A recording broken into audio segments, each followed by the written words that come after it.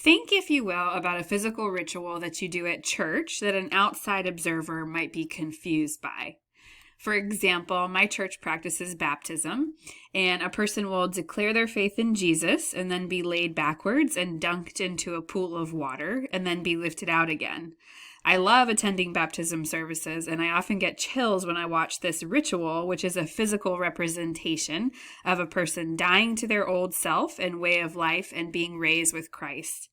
But I imagine that if you had no idea the meaning behind what was happening, that you would be confused by this. And that's pretty much what's happening when you start reading Leviticus. It's the part of the Torah that gives instructions for Israel's worship and life together. But many of their worship practices and the deep meanings behind them are so foreign to us. I'm going to explain a few of their practices, but let me just say now that if you get nothing else out of this, this is what you need to understand.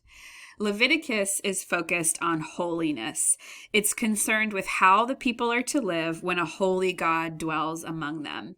And whatever our thoughts are when we hear the word holy in English, in Hebrew, holy means to be set apart.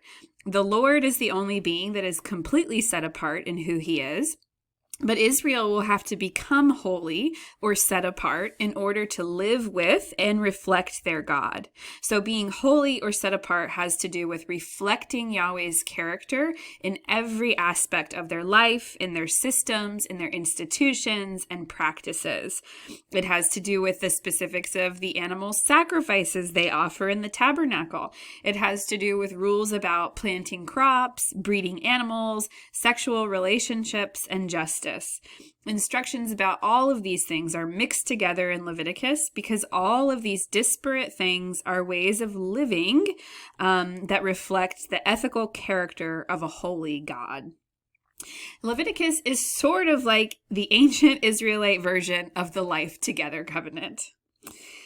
But I want to talk about two different types of worship instructions that are found in Leviticus, and these are important because they come up pretty regularly in the Bible, and Jesus also refers to them in the New Testament, assuming that the reader knows what he's talking about.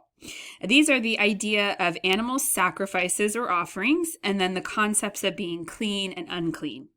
So first, let's talk about sacrifice. Animal sacrifice is probably a very foreign practice to most of us today, but in the ancient Near East, offering up an animal as a sacrifice to the Lord was one of the main forms of worship. So let's consider the instructions in Leviticus for the sacrificial offerings, and then we'll talk about what we can learn about as far as the meaning behind them from the text. Leviticus 1 through 6 describes 5 different types of sacrifices and how they should be offered.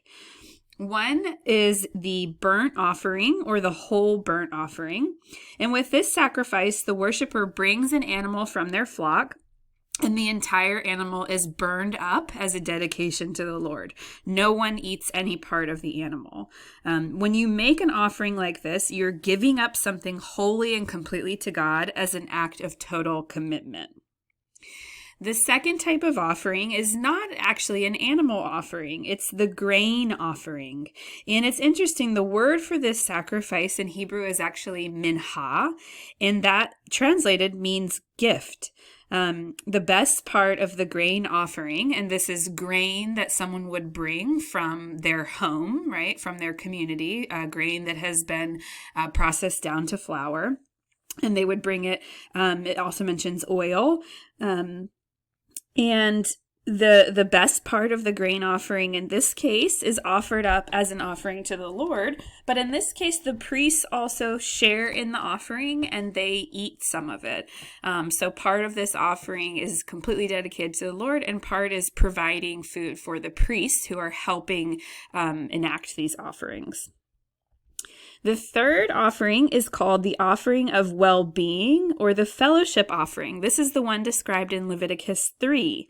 And this offering is, like the grain offering, it's shared between the offerers and God. So that's why it's also referred to sometimes as a fellowship offering, because part of the animal is completely burned up and no one consumes it. And that sort of symbolically is the part of the animal that is for God. But then other parts of it are eaten by the priests and the offerers. And the idea here is that they are all fellowshipping together. So some of it's burnt and some of it's cooked so that the offerers can eat it in God's presence. And the reason for this offering was to offer thanksgiving, gratitude for something God had done, or just a free way of expressing the person's love for God.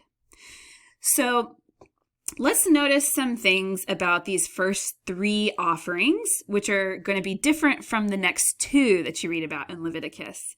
The first thing about the whole burnt offering, the grain offering, and the peace offering is that they are all voluntary offerings. In other words, there's no specific situation that commands that they be offered. They're done to worship the Lord when the person desires to do so.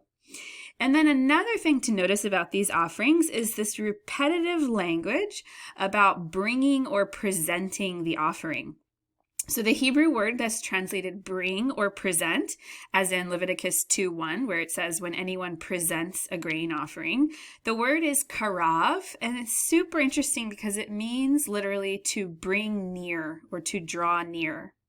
And then the Hebrew word that's translated offering is korban, which is from the same root. Notice that, right? The Q, R, and the B. And it literally means that which is brought near. That's the literal translation. And these words keep getting used repeatedly with these first 3 types of sacrifices. Now, what this emphasizes is that when the offerer brings the offering, the animal or the grain and the oil, they are drawing near to God. That this is a way to worship God and to draw near to God. And this is really important because modern Christians often misunderstand the sacrificial system as primarily a burden and as primarily about making amends for wrongdoing. But the primary function of sacrifice and offerings was to worship God and to draw near to Him. So those are the first 3 offerings you read about. There are 2 other types of offerings that are described in Leviticus 4 and 5, and they have to do with cleansing from wrongdoing. So the next one, the 4th in the list of 5, is translated as the sin offering. It might be better called a purification offering, though. And here's the reason why. When you think of a sin, what do you think of? Well, perhaps an intentional breaking of one of the Lord's commands, something that you do that's wrong morally or ethically. But when you look at the incident that occasions a sin offering, it's emphatic that it's done when a person sins unintentionally. So it's given for things that you may have done inadvertently, and then when you realize you've done one of them, you need to confess, as it says in Leviticus 5:5, and then you need to offer the sin offering. So the 5th and final offering that you come to is the guilt or reparation offering. The reparation offering is a type of sin or purification offering, but it's focused on bringing something extra in order to make things right with the person that you've done wrong against. If you steal something from your neighbor, or if you find your neighbor's lost animal and you keep it for yourself rather than returning it, which is actually considered stealing in the Old Testament, then according to Leviticus 6:5, you have to return the animal and you have to add 1/5 of the animal's value in some way to give back to your neighbor. And so this sacrifice is actually still sort of focused on unintentional sin, but it seems that it can also cleanse the guilt for intentional sin, such as taking your neighbor's animal. But this is only when it's accompanied by confession, acknowledging you've done wrong, and then restitution, right? Restoring the thing to the person that you may have taken. On the other hand, it's interesting that elsewhere in the Old Testament, there's many indications that the main way to deal with intentional sin is to repent, to turn away from it for the future, and to cast yourself on God's mercy for the past. So, for example, when Israel sinned by making the golden calf in Exodus 32. For example, Moses didn't offer a sacrifice, right? That's not how he dealt with it. Instead, he pleaded with God for mercy on behalf of the Israelites. And in the very infamous story where David sees Bathsheba from his roof, takes her, kills her husband, when he is found out, he doesn't offer a sacrifice. He repents and he asks for mercy. So just to say that when intentional wrongdoing is done, a sacrifice might be involved, but primarily what is needed is confession and repentance. So the first three types of offerings in Leviticus, they show us that these offerings are primarily about worship and drawing near to God. But these last two that we talked about, they show us that a couple things about Israel's worship. For one, in the nation of Israel, sin was thought to affect the whole community, and therefore it involved restitution. For the guilt or reparation offering, you can't just apologize for keeping your neighbor's lost ox, and you can't just offer a sacrifice to cleanse you from your guilt of doing this. You have to restore the animal to the owner and add something, 1/5 of its value, to make it up to the person. And then the other thing to notice about these last two offerings is that they show us that in ancient Israel, sacrifice was not a magic bullet for forgiveness. When a person offers a sin or purification offering, contrition and confession are necessary along with that sacrifice. And when we get to the prophets, we'll read about how they regularly criticize the Israelite people for empty acts of sacrifice, like in Hosea 6:6. And the prophets aren't saying that sacrifice is wrong or even legalistic and should be done away with. What they were saying is that it had to be accompanied by confession and repentance and by doing what was right by others. Okay, so let's move on to the second thing I want to talk about in Leviticus, which is the ideas of clean and unclean, what those terms mean, and what's going on with all these instructions in Leviticus 11 through 15. So in chapter 10, the Lord had said to Aaron, Moses' brother, who's the first priest in Israel, that he was to distinguish between the holy and the common and between the unclean and the clean. And he was to teach the people of Israel all the statutes that the Lord had spoken to them through Moses. And then the next few chapters describe what things are clean and what are unclean, and what makes a person clean or unclean. So chapter 11 focuses on food, namely which animals the Israelites can eat. Chapter 12 focuses on childbirth. When a woman has a baby, for example, she becomes impure. Chapters 13 and 14 talk about skin diseases that make a person impure. Chapter 15 covers bodily fluids, and I know you're just on the edge of your seat to find out more about how bodily fluids make a person unclean. But let's start by just clarifying what these two sets of terms mean: holy and common, and then clean and unclean. So the Hebrew word for holy, we've said this before, is kodesh, and it means set apart. In Leviticus, God is the only being who is intrinsically holy or set apart. But he can set people, places, and times apart so that they are holy too, right? One of the commandments in the Decalogue is to remember the Sabbath and keep it holy. They're supposed to work for 6 days, but then they set aside the seventh day not to work. It's separate. The tabernacle, the place of worship, it is holy or set apart. And then the word for common is pretty much easy to understand. Sometimes it's translated as profane, but common is really a better translation because it's not a negative word. The word simply means common. It's the natural state of things and people. It's ordinary. But sometimes God can make common things holy for his purposes. And there are rules that a person would follow in order for an object that's normally common to become holy. It would involve separating from anything that would threaten its sanctity. Now, the terms clean and unclean, these are not the same as holy and common. We saw that holy meant set apart, but things can be set apart. Things cannot be set apart to come into contact with Yahweh if they're not first pure.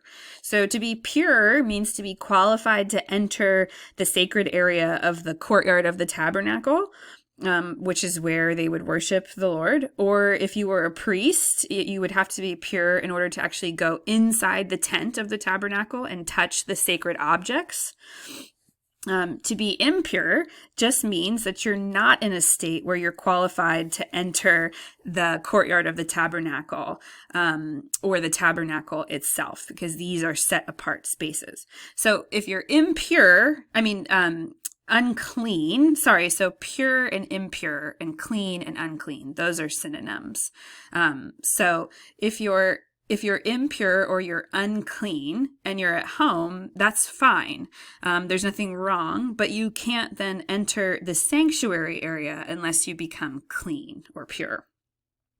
So this is what I'm trying to convey with these boxes here on the screen. So if you look at the top row, you can see that things are either common or holy, right? And then the bottom row, they're either clean or unclean.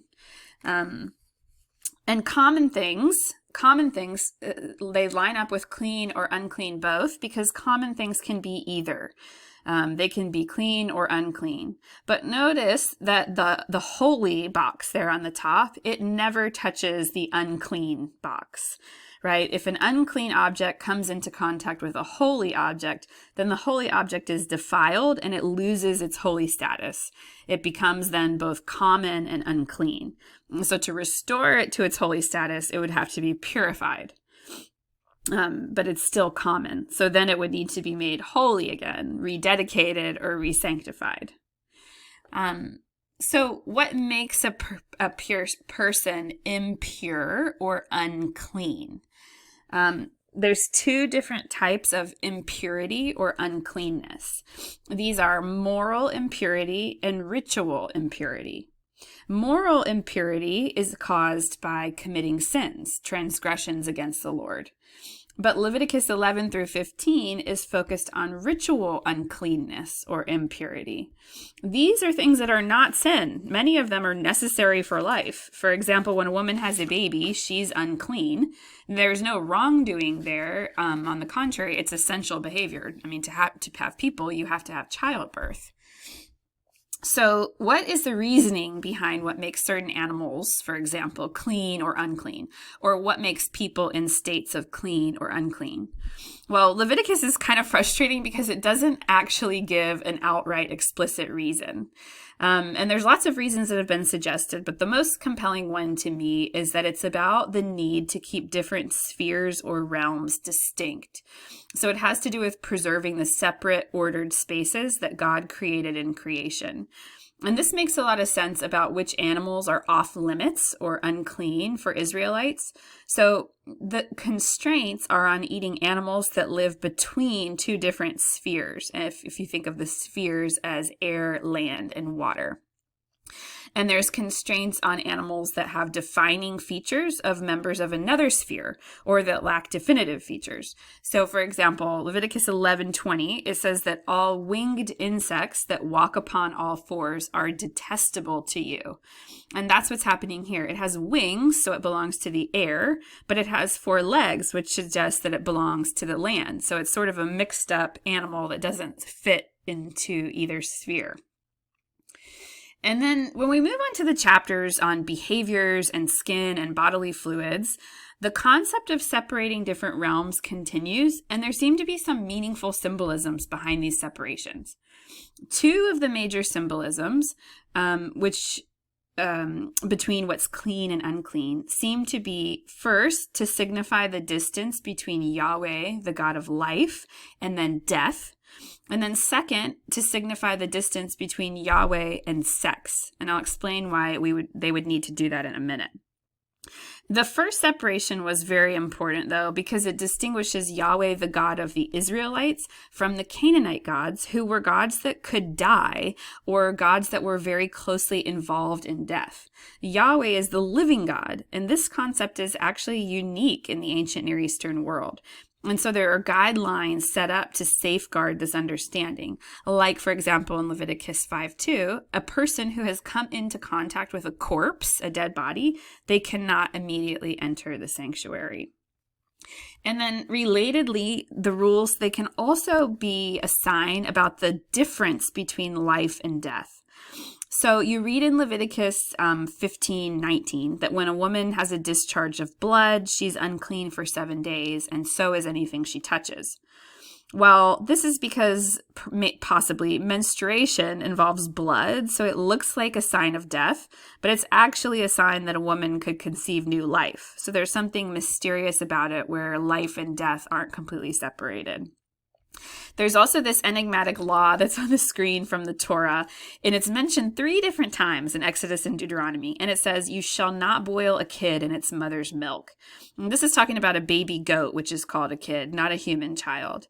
But perhaps the reason for this law is that it would be mixing up life and death. It would be killing the goat in the very liquid that was intended to provide its life and nourishment.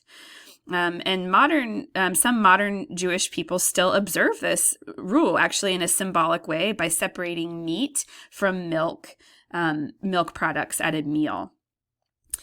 The skin disorder covered by Leviticus, which is not actually what we know of today as leprosy, but it seems that this type of skin disease made people look as though they were dying. So again, that's the mixing up of skin that looks like death on a living person that makes it unclean.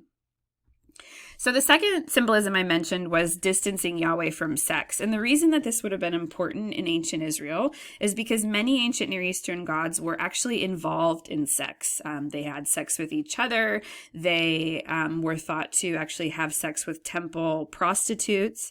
So Yahweh, Israel's God, had to be dissociated from sex. And this is the reason for the rules, perhaps, that say a person who has just had sex is unclean and cannot enter the sanctuary courtyard. And note, of course, that this is caused by normal sexual relations, which are not sin.